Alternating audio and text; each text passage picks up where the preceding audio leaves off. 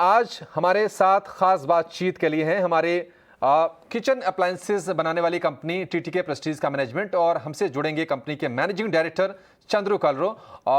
Chandru sir, आपका बहुत बहुत स्वागत है। आपसे बातचीत करेंगे थोड़ी देर में, लेकिन उसके पहले हम आपको कंपनी के बारे में कुछ खास बातें जो हैं वो दर्शकों को बता देते हैं, फिर बातचीत का सिलसिला आपसे शुरू करेंगे। तो कंपनी में बहुत ही शानदार ये बेहतरीन एक किचन अप्लायंसेस की कंपनी है और प्रेस्टीज कुकर कंपनी का बड़ा ब्रांड है और एक बड़ा मार्केट शेयर इनके पास है दक्षिण भारत में। कंपनी किचन अप्लायंसेस भी बनाती है और इसमें लगातार कंपनी अपना मजबूत कर रही है पकड़। 1949 में कंपनी ने पहला प्रेशर कुकर लॉन्च किया था और अब टीटीके प्रेस्टीज ग्रुप में 7 कंपनियां हैं और 30 प्रोडक्ट कैटेगरीज है और देश के 305 शहरों में 545 इनके मैन्युफैक्चरिंग ब्रांड्स हैं। कोयम्बटूर, रुड़की, खरड़ी, करजन और होसूर में कंपनी के प्लांट्स हैं।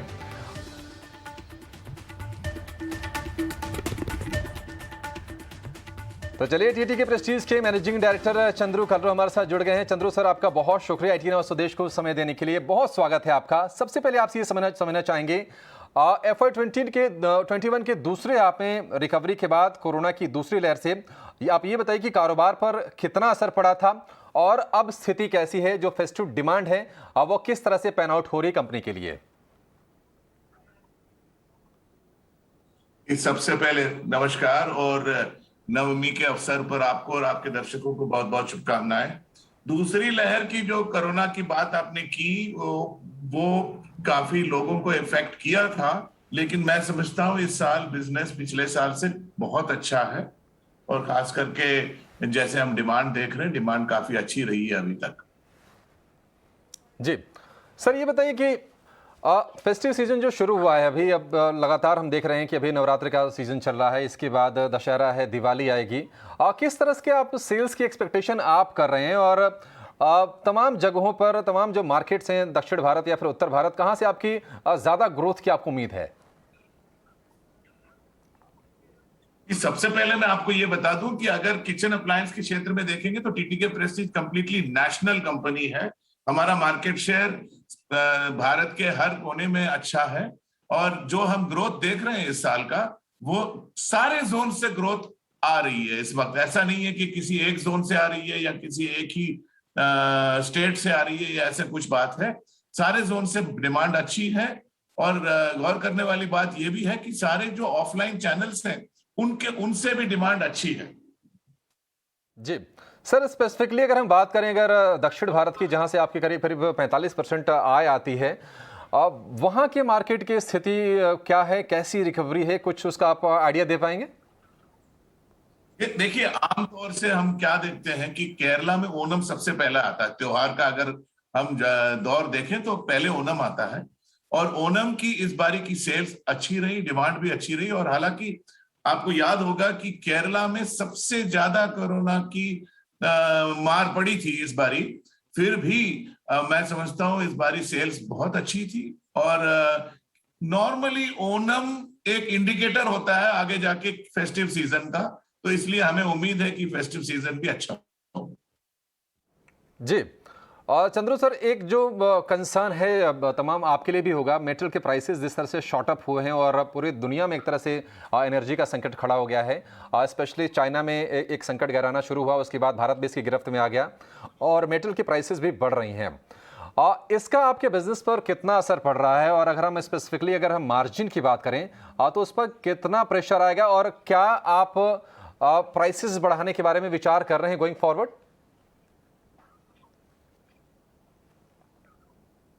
देखिए, ये जो समस्या है ये सबके लिए है, ये सिर्फ हमारे लिए नहीं है, पूरी दुनिया के लिए, जैसे आपने कहा। और जो इनपुट प्राइस कॉस्ट इंक्रीजेस हैं वो हर दिन आते रहते हैं। तो प्राइस इंक्रीज जो है, नॉर्मली हम लोग क्या देखते हैं कि जब तक हमें बढ़ाना ना पड़े हम नहीं बढ़ाते। प्राइस इंक्रीज हमने Q2 में लिया था और अभी हाल ही में हम Q3 में भी एक प्राइस इंक्रीज लेंगे क्योंकि हमें लेना पड़ रहा है। लेकिन ये नहीं है कि सारे जितना कॉस्ट इंक्रीज अंदर हुआ है उतना ही कॉस्ट इंक्रीज हमने बाहर पास ऑन किया है। लेकिन हाँ, मार्जिन को प्रोटेक्ट करने के लिए जो कुछ भी करना है हमने किया है और मैं समझता हूं कि जितनी मार्जिन हमारी पिछले साल रही, इन सब कारणों के बावजूद हम वो मार्जिन मेंटेन कर पाएंगे। सर आपसे समझना चाहेंगे चंद्रू सर, क्योंकि देखिए इनपुट कॉस्ट की अगर हम बात करें तो मेटल एक बड़ा फैक्टर है आपके लिए, तो आप मार्जिन को किस तरह से आप मेंटेन करने की कोशिश कर रहे हैं? देखिए, सारी एफिशिएंसीज हमको बढ़ानी पड़ेगी, बाकी सारे खर्चे हमको कम करने पड़ेंगे, और मार्केटिंग को भी हमको उतना ही ध्यान देना पड़ेगा, क्योंकि फेस्टिव सीजन है, तो हमने एडवर्टाइजिंग कम नहीं की है, लेकिन जो अंदरूनी एफिशिएंसीज है उसको हमने बढ़ाने की कोशिश की है, जिस तरीके से हम पूरा कॉस्ट इंक्रीज को थोड़ा मिटिगेट कर सकें, और ताकि कम से कम प्राइस बढ़ाना पड़े हमें कस्टमर के लिए। ठीक है चंद्रू सर, एक और चीज़ आपसे समझना चाहेंगे। देखिए बहुत ही एक टफ फेज हमने देखा है, लोगों ने बिल्कुल स्क्वीज कर दिए थे अपने खर्चे, और एक फिर से अनलॉक का दौर शुरू हो गया है पूरी इकोनॉमी में, और बहुत ही अच्छे संकेत निकल कर आ रहे हैं। ऐसा लग रहा है कि रूरल डिमांड फिर से लौटेगी और उसका इंडस्ट्री को फायदा होगा। आपकी क्या उम्मीदें हैं रूरल डिमांड को लेकर, और जो फेस्टिव सीजन शुरू हुआ है वहां से आपकी क्या उम्मीदें हैं? देखिए, रूरल डिमांड शहरों की डिमांड से भी ज्यादा ग्रोथ है, और रूरल डिमांड काफी रोबस्ट है इस साल। और मैं समझता हूं कि आगे जाके भी जिस तरीके से फार्म इनकम्स बढ़े हैं या बढ़ने के आसार नजर आ रहे हैं, हमारी रूरल डिमांड और जो छोटे शहरों की डिमांड है वो काफी अच्छी होगी। ये नहीं है कि बड़े शहरों में डिमांड अच्छी नहीं है, लेकिन ग्रोथ रेट छोटे शहरों में और रूरल में ज्यादा है। तो इस तरीके से हम सोचते हैं कि आगे जाके भी यही ट्रेंड होगा। जैसे जैसे लोग अनलॉक कर रहे हैं, बाहर आ रहे हैं, शॉपिंग कर रहे हैं, और बाकी सब नॉर्मलाइज हो रहा है, लोगों की जिंदगी नॉर्मलाइज हो रही है, कि आगे जाके अच्छे दिन और भी अच्छे हो जाएंगे। सर करीब 350 शहरों में आपके करीब करीब 550 के आसपास डिस्ट्रीब्यूटर्स हैं, एक्सक्लूसिव स्टोर्स हैं।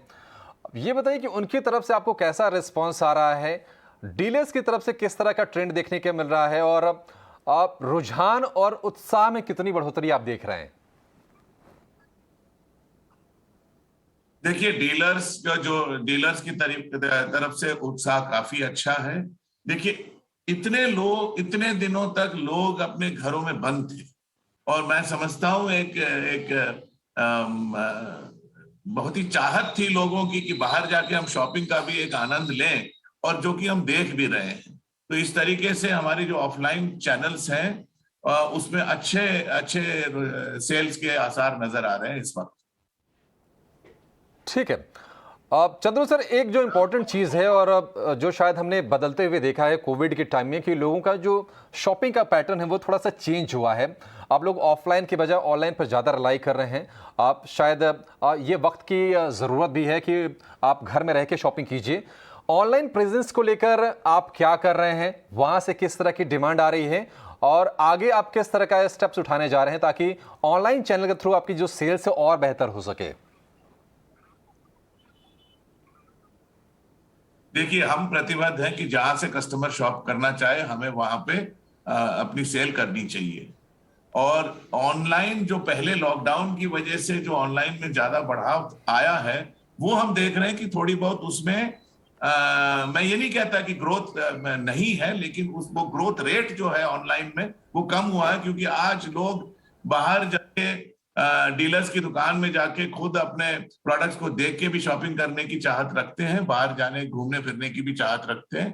तो ऑफलाइन चैनल में भी अच्छी ग्रोथ है, जो कि अच्छी बात है, क्योंकि ऐसा नहीं है कि सिर्फ ऑनलाइन में लोग शॉप करें या सिर्फ ऑफलाइन में करें, दोनों में हम अवेलेबल हैं। दोनों में हमारी मार्केटिंग काफी स्ट्रांग है, डिजिटल मार्केटिंग और डिजिटल प्लान हमारे काफी रोबस्ट हैं। जैसे जैसे कस्टमर्स वहां जाने की कोशिश कर रहे हैं, वैसे वैसे हमारी भी प्रेजेंस वहां पे बढ़ती जा रही है। सर कोई ब्रेकअप आप दे पाएंगे कि आपकी टोटल सेल्स का कितना प्रतिशत आपकी ऑनलाइन से आ रही है और कितना आपका स्टोर्स के थ्रू आ रही है?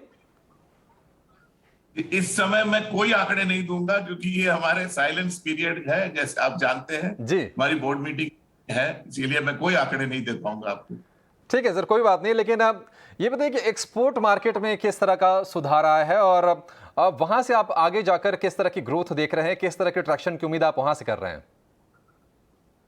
देखिए, एक्सपोर्ट में तो आप जानते हैं कि पूरी दुनिया में लोग आज ये कोशिश करेंगे कि चाइना के अलावा उनको एक सप्लाई चाइना प्लस वन जिसको बोलते हैं, वो एक ट्रेंड हम देख रहे हैं। और इसलिए भारत के लिए और हमारी जैसी कंपनियों के लिए ये एक अच्छा दौर है कि हम जाके एक्सपोर्ट के कस्टमर्स से मिलें और उनसे हमारा एक ऑल्टरनेटिव सोर्सिंग प्लेटफॉर्म बना के उनको पेश करें। ये ट्रेंड जो है हमारे लिए काफी अच्छा रहा है, हमारे एक्सपोर्ट्स काफी अच्छी ग्रोथ में है और जो कि हम देख रहे हैं कि आगे जाके भी अच्छी ग्रोथ में ही रहेंगे अगले 3-4 सालों के। सर अभी कितने कंट्रीज को आप एक्सपोर्ट कर रहे हैं और एक्सपोर्ट से आपकी रेवेन्यू की स्थिति क्या है अभी? देखिए, एक्सपोर्ट अभी भी, क्योंकि हम लार्जली डोमेस्टिक फोकस कंपनी है, अभी भी मैं समझता हूं कि 4 से 5% के ऊपर नहीं है हमारे टोटल रेवेन्यू से। लेकिन आगे जाके जो ग्रोथ की उम्मीद है मुझे एक्सपोर्ट से, वो काफी अच्छी है और आसार भी बहुत अच्छे नजर आ रहे हैं। हम लगभग यूरोप में, अमेरिका में, फार ईस्ट में, अफ्रीका में, सारे कॉन्टिनेंट्स को हम एक्सपोर्ट करते हैं। ठीक है, तो एक्सपोर्ट्स को लेकर भी काफ़ी बढ़िया रुझान देखने को मिल रहा है टीटी के प्रेस्टीज को। सर ये बताइए कि आपने जो भी हाल में ही जो विस्टा रेंज आपने लॉन्च की थी, आपने किचन हुड की, उसकी सेल्स कैसी आ रही है, उसको रिस्पांस कैसा मिल रहा है? और ये भी बताइए कि क्या कुछ नए लॉन्चेस अपने कस्टमर्स को आप ऑफर करने जा रहे हैं गोइंग फॉरवर्ड? देखिए, चिमनीज हमारे लिए काफी एक छोटा बिजनेस है, लेकिन गैस स्टोव हमारे लिए काफी अच्छा बिजनेस है, जिसमें हमने अभी एक नई श्रेणी लॉन्च की है जिसको हम कहते हैं स्वच्छ गैस स्टोव। मैं समझता हूं भारत में ये पहली बार इस तरीके के गैस स्टोव लॉन्च हुए हैं जहां पे गैस स्टोव को साफ करना बिल्कुल इतना आसान हो गया है कि लोगों को बिल्कुल डिलाइट हो जाएगा इसको देख के। और ये श्रेणी हमने लॉन्च की थी Q2 में और जिसका बहुत अच्छा रिस्पॉन्स मिल रहा है पूरे मार्केट। ठीक है सर, हमने देखा है कि जिस तरह से फ्यूल की प्राइसेस बढ़ी हैं पूरे देश भर में और लगातार पेट्रोल डीजल के दाम बढ़ रहे हैं, तो कहीं ना कहीं जो फ्रेट कॉस्ट वाला जो एंगल है वो भी शायद आपको प्रभावित कर रही होगी। क्या आपको जानकारी दे पाएंगे कि उसका कितना असर पड़ रहा है फ्रेट चार्जेस पर और उसका आपकी मार्जिन पर कितना हिट आ रहा है? देखिए, ये जैसे जैसे फ्यूल कॉस्ट जा रहे, अभी तक तो हमें इम्पैक्ट हुआ नहीं है, आगे जाके जरूर इसका होगा क्योंकि वो इट इज नॉर्मल। हमारा जो भी है, हम मार्जिन अपना प्रोटेक्ट करने के चक्कर में सब कुछ कर रहे हैं, यानी लॉजिस्टिक्स को ऑप्टिमाइज करना, कैसे कैसे हम सेकेंडरी लॉजिस्टिक्स को और भी एफिशिएंट करेंगे। तो जो वाइल कॉस्ट विल इंक्रीज, हम चाहते हैं कि हम ओवरऑल हमारा जो कॉस्ट है हमारे एफिशिएंसी इंप्रूवमेंट के द्वारा वो वही रहे या फिर सिर्फ थोड़ा ही बढ़े। यही थीम को लेके हम आगे भी जाएंगे, इसलिए आप देखेंगे कि हमारे प्राइस इंक्रीज कम है लेकिन फिर भी हम मार्जिन को प्रोटेक्ट कर पा रहे हैं। ठीक है सर, आपसे ये भी समझना चाहेंगे चंद्रू सर, देखिए अब तो नवरात्रि चल रही है, आज नवमी है, कल दशहरा हो जाएगा और फिर हमारा फोकस शिफ्ट हो जाएगा धनतेरस और दिवाली पर, जो कि आपकी कंपनी के लिए और आपकी जैसी जो कंपनी है तमाम कंपनियों के लिए एक बेहतरीन मौका होता है अपनी सेल्स को बढ़ाने का और सेल्स को चैनलाइज करने का, दोनों का। क्या कस्टमर्स को कोई अब डिस्काउंट्स वगैरह ऑफर कर रहे हैं और किस तरह के प्लान आपने बनाए हैं इस दिवाली सीजन के लिए? हमने बहुत अच्छे प्लान बनाए हैं। हमने लॉन्च किया हुआ है शुभ उत्सव बोल के, जो कि हमारा दिवाली का प्रमोशन प्लान है। और इस प्रमोशन प्लान में हमने ना सिर्फ डिस्काउंट दिया है लोगों को, और स्पेशल दिवाली के लिए अलग से गिफ्ट भी दिए हैं लगभग हमारे बहुत सारे प्रोडक्ट्स पे। और मैं समझता हूं आप एडवर्टाइजिंग भी देखेंगे आगे जाके, ये पहली बार हमने इस तरीके का प्रमोशन लॉन्च किया है। जी चंद्रू सर, एक आखिरी सवाल आपसे समझना चाहेंगे कि अब जिस तरह से अनलॉक हो रहा है और जिस तरह से लग रहा है कि अब आप बता रहे हैं कि आप मार्जिन प्रोटेक्ट करने के लिए सारे जो भी कदम है आप उसको उठा रहे हैं और उम्मीद करते हैं कि जो भी सेल्स हैं तमाम कंपनियों की प्री कोविड लेवल पर लौट रही है। एक्सपेंशन को लेकर आपकी क्या योजना है? क्या आप कुछ नए प्लांट्स वगैरह सेटअप करने जा रहे हैं या फिर आपकी इस जॉनर में कोई एक्विजिशन वगैरह की भी कोई योजना है क्या आपकी? देखिए, कैपिटल एक्सपेंशन जो है वो एक, मैं समझता हूँ एक कंटिन्यूअस प्रोसेस है और हमारे यहाँ भी हो रहा है। और जो ये कैपेसिटी एक्सपेंशन, ना सिर्फ capacity expansion through additional machinery and capex, but by maximising, मतलब उसी मशीन को हम कैसे 3 शिफ्ट पे चलाएं, उसी में से ज्यादा प्रोडक्शन कैसे चलाएं। तो प्रोडक्शन में काफी अच्छी वृद्धि आई है इस साल हमारे लिए। ठीक है। चंद्रू सर, बहुत शुक्रिया आज आपका समय देने के लिए और कंपनी के बारे में तमाम जानकारी देने के लिए बहुत शुक्रिया आपका। चलिए, अब टीटी की प्रेस्टीज के मैनेजमेंट से बातचीत के बाद अब कंपनी के शेयर पर निवेशकों को क्या रणनीति अपनानी चाहिए, ये बताने के लिए हमारे साथ जुड़ गई हैं हमारी आज की खास expert Sharmila Joshi. Sharmila ma'am, management से हमने बात की और काफ़ी बुलिश टोन था उनका मानना था कि नहीं, बिजनेस में काफ़ी इंप्रूवमेंट आया है और अब मेटल के प्राइसेस बढ़े हैं, उसके बावजूद भी मार्जिन को प्रोटेक्ट करने की कंपनी की पूरी कोशिश है। आप बताइए कि आपको टीटी की प्रेस्टीज कैसा लग रहा है और निवेशकों को आप सलाह क्या देंगी? बिल्कुल, आई थिंक एक तो ये ध्यान में रखना चाहिए कि टीटी के प्रेस्टीज हम ऐसे समय पे बात कर रहे हैं जहाँ पे जैसे कि हम कह रहे हैं कि फेस्टिवल बाइंग चालू हो जाएगी, और इसमें ध्यान में रखना चाहिए कि ये जो सेगमेंट में है, the company has grown from being a pressure cooker maker to offering solutions across the kitchen. तो इस वजह से ये बहुत एक अट्रैक्टिव स्टॉक बन जाता है eight this point in time, क्योंकि हम देखेंगे कि अगला एक महीना भर जो रहेगा वो the buying will shift to such place. उसके साथ ये भी जरूरी है कि अगर हम देखें परफॉर्मेंस टीटी के प्रेस्टीज का, Q4 उनका बहुत खराब रहा था पिछले साल का, but Q1 has shown an improvement and Q2 is also expected to post good numbers. तो on the back of improving financials, और जैसे हम ये unlock theme play करेंगे और once sort of buying sort of resumes, तो इस तरह के जो consumption plays है उसमें हम जरूर और we will see that momentum building over there. तो इन सब चीजों को ध्यान में रखते हुए जरूर ये लगता है कि टीटी के Prestige is an extremely attractive stock, लेकिन यस, वैल्यूएशन के हिसाब से आपको ये ध्यान में रखना चाहिए, क्योंकि ये काफी ऐसा एक स्टॉक है जो काफी इन्वेस्टर्स को बहुत लंबे समय से अच्छा लग रहा है। तो कहने का मतलब सिर्फ इतना है कि you should have a long term approach to buying this stock और इसमें निवेश करना चाहिए। ठीक है शर्मिला मैम, देखिए बाजार ने पिछले एक महीने में बड़ी बढ़िया एक रफ्तार दिखाई है, लेकिन टीटी के प्रेस्टीज का स्टॉक जो है ऊपरी स्तरों से थोड़ा सा नीचे आया है। 9,500 रुपए के आसपास था, लेकिन वहां से थोड़ा सा ऊपर से स्लिप किया है। आपको क्या लग रहा है कि जिसको निवेश करना है, क्या ये कि यहाँ पर इस लेवल पर एक अच्छी अपॉर्चुनिटी बन रही है क्या? हाँ बिल्कुल, we can wait for the results, पर ये अच्छा लेवल है एंटर करने के लिए, and I would have targets closer to 10,500 on this stock. ठीक है, 9,500 रुपए तक के लक्ष्य आपको टीटी के प्रेस्टीज में रख के चलना चाहिए। शर्मिला, मैं आपसे एक आखिरी क्वेश्चन, देखिए इस स्पेस में टीटी के प्रेस्टीज है, इसके अलावा हॉकिंस भी है। अगर आपको चुनना हो, मान लीजिए कुछ, अगर एक स्टॉक टीटी के प्रेस्टीज को मान लीजिए छोड़ दीजिए, अगर हम पूरे अगर स्पेस की बात करें किचन अप्लायंसेस वाली, तो आपको क्या यही स्टॉक चुनेंगे या फिर कोई और बेहतर विकल्प आपको दिख रहे हैं? नहीं, जैसे कि आपने कहा कि काफी ऐसे स्टॉक्स है इस स्पेस में, और for instance I think La Opala is a good stock. It's not a pressure cooker stock, लेकिन they make dinner plates and dinner sets, that kind of crockery, glass crockery, तो वो एक अच्छा स्टॉक है। Even in the pressure cooker I think both Hawkins and Gandhi pressure tubes, I think it's called, both these are also, butterfly करके और एक stock है, these are all quite attractive. But I think कि premium valuations हम TTK Prestige को इसीलिए देते हैं because they have actually improved their range from being just a pressure cooker maker to making a whole host of product. तो preference TTK Prestige के लिए रहेगा, लेकिन ये स्टॉक्स भी काफी अट्रैक्टिव है। शर्मिला मैम, जब मैनेजमेंट से बात कर रहे थे तो हालांकि वो ज़्यादा जानकारी नहीं दे पा रहे थे, उनकी मजबूरी थी क्योंकि वो साइलेंट पीरियड में चल रहे हैं, तो शायद ज़्यादा डिस्क्लोजर नहीं दे पाते। ये बताइए कि नतीजों के बाद टीटी के प्रेस्टीज खरीदें या फिर अभी खरीद लें?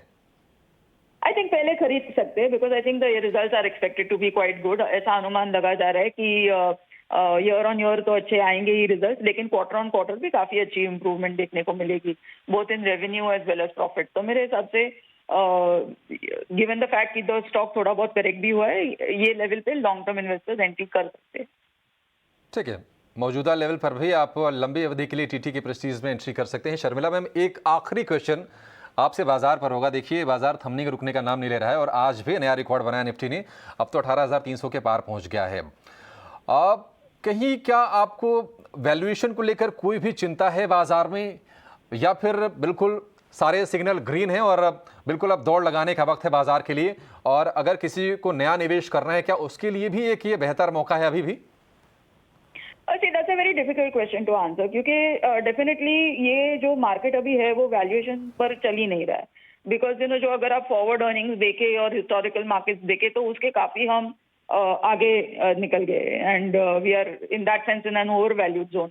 लेकिन ये बात ध्यान में रखनी चाहिए कि हम लोग एक 2 साल के मुश्किल पीरियड से निकल रहे हैं। तो अगर हम ये सोचे कि यही से आगे things will return to normal, तो ऐसा लगेगा कि हाँ, you can definitely enter the market at this point in time. लेकिन ये कभी भी भूलना नहीं चाहिए कि we are not out of the pandemic yet. तो अगर फिर से कुछ, अगर जैसे कहते हैं ना कि तीसरी वेव आए या और कोई इस तरह की फिर से लॉकडाउन की स्थिति हो, तो वो कितनी खराब रहेगी वो ये अनुमान लगाना अभी मुश्किल है। लेकिन माना यही जा रहा है मोटा मोटी कि खास करके इन द वेस्टर्न वर्ल्ड कि the worst of the waves are behind us.